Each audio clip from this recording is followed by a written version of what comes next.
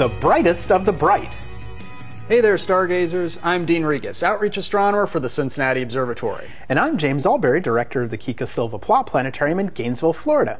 We're here to help you find your way around the sky tonight. With so many planets, stars, and constellations, where do you begin?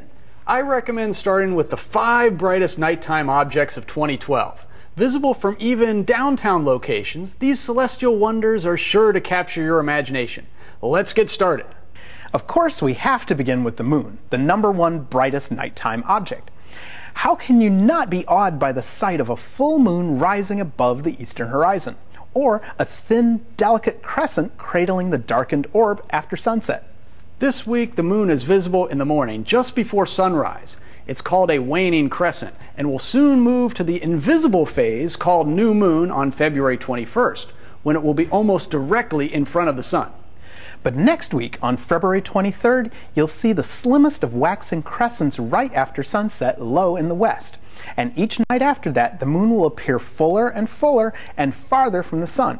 Here it is on the 24th, the 25th, and the 26th. Wait a second, hold up. Go back one day. To the 25th? Yeah, there. What's that bright thing just below the moon? Is it a bird?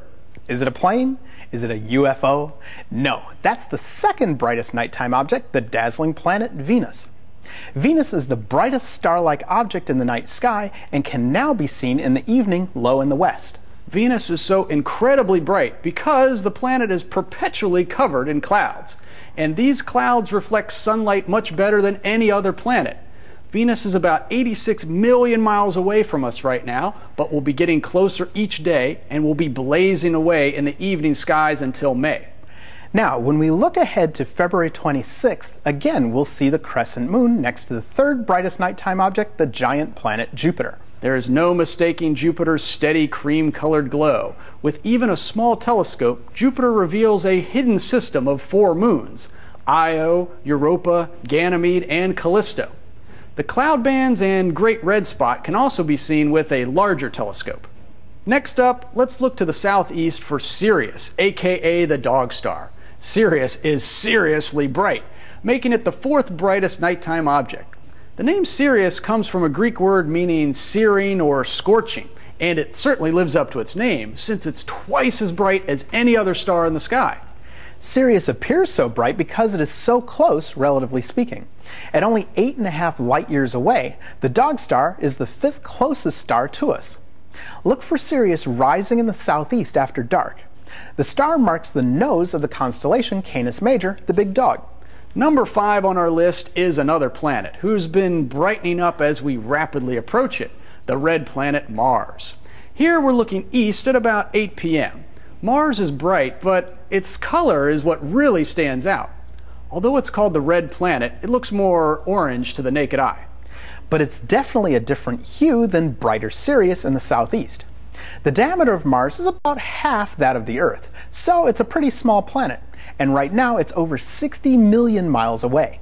But this is about as close as Mars will be to us for this year. Check it out tonight and wave to the Martians.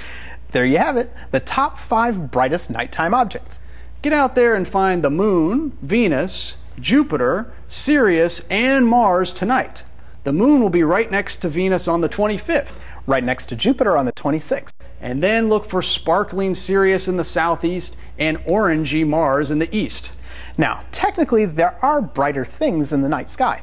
Man-made objects, you mean? Exactly. Several satellites reflect enough sunlight to appear brighter than the brightest stars. They're usually visible within an hour before sunrise or within an hour after sunset. The International Space Station can outshine Jupiter, and a fleet of satellites called Iridium satellites can shine almost 100 times brighter than Venus. Check out websites like heavens-above.com to find out when the space station or other satellites will go over your home. It's all there when you keep looking up.